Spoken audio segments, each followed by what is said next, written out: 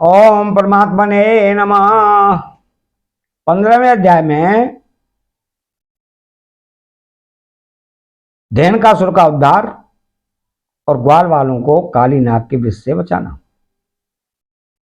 तो श्री सुखदेव जी कहते हैं कि परीक्षित, अब बलराम और श्री कृष्ण ने पोगंड अवस्था में अर्थात छठे वर्ष में प्रवेश किया था।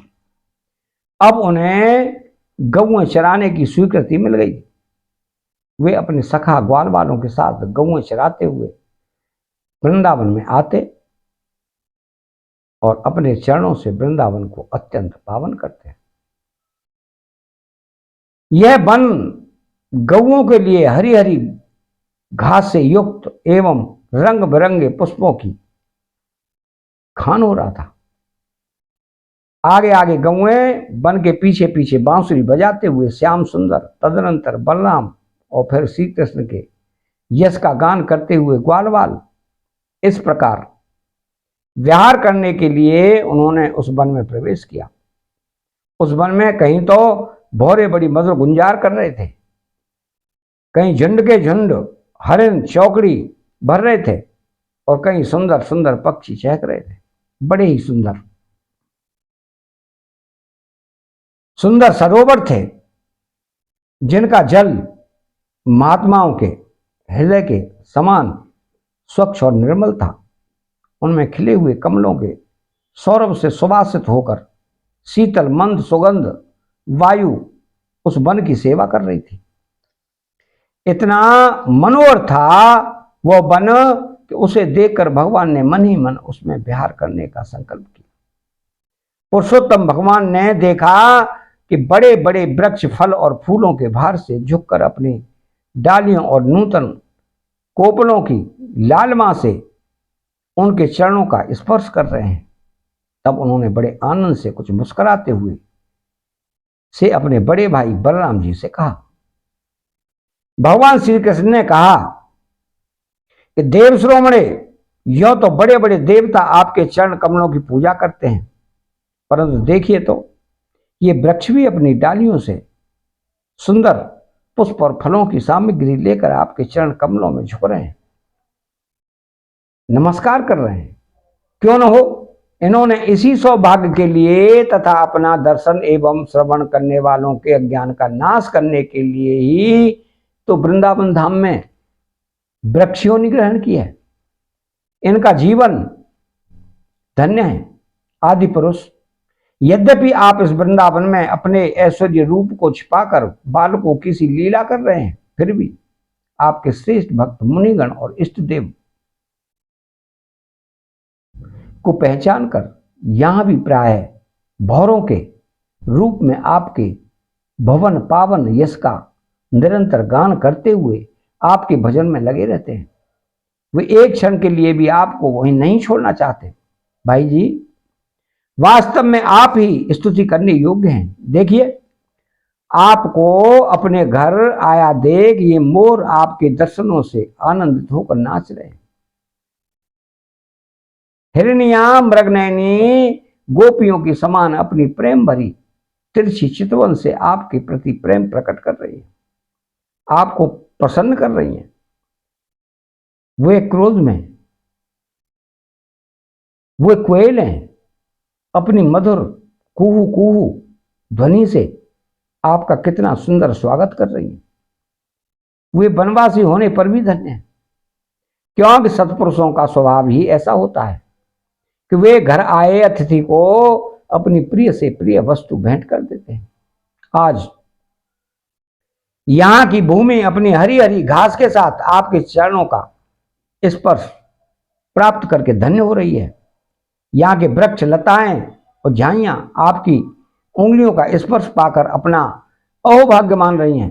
आपकी दया भरी चितवन से नदी पर्वत पशु पक्षी सब कृतार्थ हो रहे हैं और ब्रज की गोपियां आपके वक्ष स्थल का स्पर्श प्राप्त करके जिनके लिए स्वयं लक्ष्मी भी लालायित रहती हैं, धन्य धन्य हो रही हैं। श्री सुखदेव जी कहते हैं कि परीक्षित, इस प्रकार परम सुंदर वृंदावन को देखकर भगवान श्री कृष्ण बहुत ही आनंदित हुए।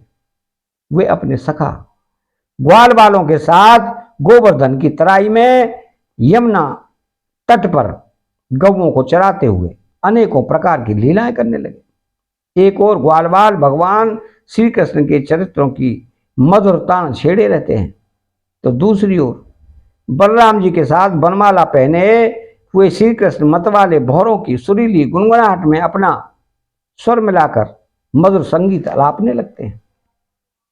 कभी कभी श्री कृष्ण कूजते हुए राजहंसों के साथ स्वयं भी कूजने लगते हैं और कभी नाचते हुए मोरों के साथ स्वयं भी ठुमुक ठुमुक नाचने लगते हैं और ऐसा नाचते हैं कि मयूर को अपहासास्पद बना देते हैं। कभी मेघ के समान गंभीर वाणी से दूर गए हुए पशुओं को उनका नाम ले लेकर बड़े प्रेम से पुकारते हैं। उनके कंठ की मधुर ध्वनि सुनकर गायों और ग्वाल वालों का चित्त भी अपने बस में नहीं रहता। कभी चकोर, क्रौंच, चकवा, भरदूल और मोर आदि पक्षियों की सी बोली बोलते, तो कभी बाघ, सिंह आदि की गर्जना से डरे हुए जीवों के समान स्वयं भी भयभीत की सी लीला करते। जब बलराम जी खेलते खेलते थक कर किसी ग्वाल वाल की गोद के तकिए पर सिर रखकर लेट जाते, तब श्री कृष्ण उनके पैर दबाने लगते, पंखा झरने लगते और इस प्रकार अपने बड़े भाई की थकावट दूर करते।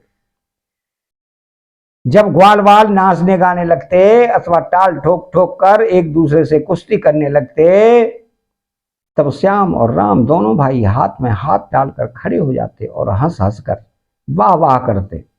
कभी कभी स्वयं श्री कृष्ण भी ग्वाल वालों के साथ कुश्ती लड़ते लड़ते थक जाते तथा किसी सुंदर वृक्ष के नीचे कोमल पल्लवों की सेज पर किसी ग्वालवाल की गोद में सिर रखकर लेट जाते।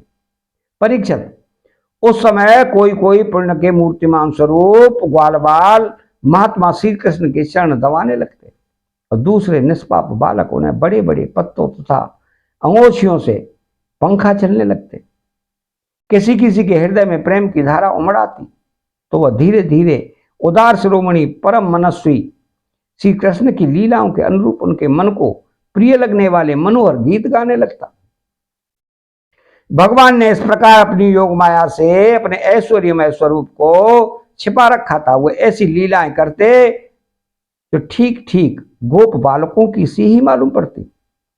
स्वयं भगवती लक्ष्मी जिनके चरण कमलों की सेवा में संलग्न रहती हैं, वही भगवान इस ग्रामीण बालकों के साथ बड़े प्रेम से ग्रामीण खेल खेला करते हैं। परीक्षित, ऐसा होने पर भी कभी कभी उनकी ऐश्वर्यमयी लीलाएं भी प्रकट हो जाती हैं। बलराम जी और श्री कृष्ण के सखाओं में एक प्रधान गोप बालक थे, श्री दामा। एक दिन उन्होंने तथा सुबल और स्तो कृष्ण, छोटे कृष्ण आदि ग्वाल वालों ने श्याम और राम से बड़े प्रेम के साथ कहा, हम लोगों को सर्वदा सुख पहुंचाने वाले बलराम जी, आपके बाहुबल की तो कोई बात ही नहीं है। हमारे मनमोहन श्री कृष्ण दुष्टों को नष्ट कर डालना तो तुम्हारा स्वभाव ही है। यहां से थोड़ी ही दूर पर एक बड़ा भारी वन है, बस उसमें पांत के पांत ताड़ के वृक्ष भरे पड़े हैं। वहां बहुत से ताड़ के फल पक पक कर गिरते रहते हैं और बहुत से पहले के गिरे हुए भी हैं, परंतु वहां धैनुक नाम का एक दुष्ट दैत्य रहता है। उसने उन फलों पर रोक लगा रखी है। बलराम जी और भैया श्री कृष्ण, वह दैत्य गधे के रूप में रहता है। वह स्वयं बड़ा बलवान है। उसके साथ और भी बहुत से उसी के समान बलवान दैत्य उसी रूप में रहते हैं। मेरे शत्रुघाती दैत्य भैया, उस दैत्य ने अब तक न जाने कितने मनुष्य खा डाले हैं। यही कारण है कि उसके डर के मारे मनुष्य उसका सेवन नहीं करते और पशु पक्षी भी उस जंगल में नहीं जाते। उसके फल हैं तो बड़े सुगंधित, परंतु हमने कभी नहीं खाए। देखो ना, चारों ओर उन्हीं की मंद मंद सुगंध फैल रही है। तनिक सा ध्यान देने से उसका रस मिलने लगता है।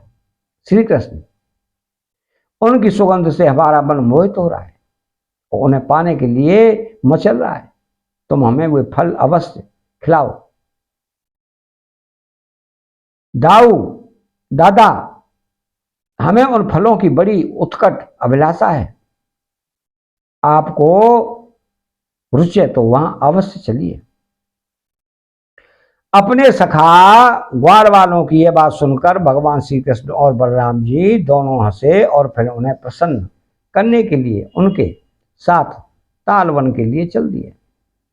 उस वन में पहुंचकर बलराम जी ने अपनी बाहों से उन ताड़ के पेड़ों को पकड़ लिया और मतवाले हाथी के बच्चे के समान उन्हें बड़े जोर से हिलाकर बहुत से फल नीचे गिरा दिए। जब गधे के रूप में रहने वाले दैत्य ने फलों के गिरने का शब्द सुना, तब वह पर्वतों के साथ सारी पृथ्वी को कपाता हुआ उनकी ओर दौड़ा। वो बड़ा बलवान था। उसने बड़े बेग से बलराम जी के सामने आकर अपने पिछले पैरों से उनकी छाती में दुलत्ती मारी। उसके बाद वह दुष्ट बड़े जोर से रेंकता हुआ वहां से हट गया। राजन, वो गधा क्रोध में भरकर फिर रेंकता हुआ दूसरी बार बलराम जी के पास पहुंचा और उनकी ओर पीट करके फिर बड़े क्रोध से उसने पिछले पैरों की दुलत्ती चलाई।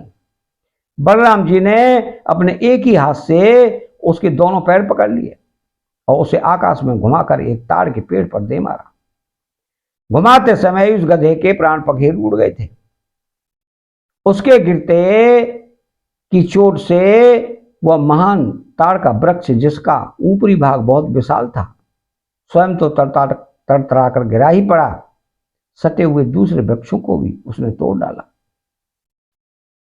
उसने तीसरे को, तीसरे ने चौथे को, इस प्रकार एक दूसरे के गिराते हुए बहुत से ताल वृक्ष गिर पड़े। बलराम जी के लिए तो यह एक खेल था, परंतु उनके द्वारा फेंके हुए गधे के शरीर से चोट खा खाकर वहां सबके सब ताड़ हिल गए। ऐसा जान पड़ता मानो सबको झंझावात ने झकझोर दिया ही। भगवान बलराम स्वयं जगदीश्वर हैं। उनमें यह सारा संसार ठीक वैसे ही ओतप्रोत है जैसे सूतों में वस्त्र। तब भला उनके लिए कौन आश्चर्य की बात है। उस समय धैनकासुर के भाई बंधु अपने भाई के मारे जाने के क्रोध से मारे आग बबूला हो गए और सबके सब गधे बलराम जी की ओर कृष्ण पर बड़े वेग से दौड़े। राजन, उनमें से जो जो पास आया उसी उसी को बलराम जी और कृष्ण ने खेल खेल में ही पिछले पैर पकड़कर ताल वृक्षों पर दे मारा। उस समय वह भूमि ताड़ के फलों से पट गई और टूटे हुए वृक्ष तथा दैत्यों के प्राणहीन शरीरों से भर गई। जैसे बादलों से आकाश ढक गया है, उस भूमि की वैसी ही शोभा होने लगी। बलराम जी और श्री कृष्ण की यह मंगलमयी लीला देखकर देवतागण उन पर फूल बरसाने लगे और बाजे बजा बजा कर स्तुति करने लगे। जिस दिन धैनुकासुर मारा, उसी दिन से लोग निडर होकर उस वन में ताल फल खाने लगे तथा पशु भी स्वच्छंदता के साथ पास चलने लगे। इसके बाद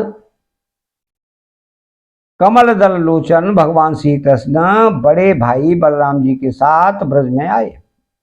उस समय उनके साथी ग्वालवाल उनके पीछे पीछे चलते हुए उनकी स्तुति करने जाते।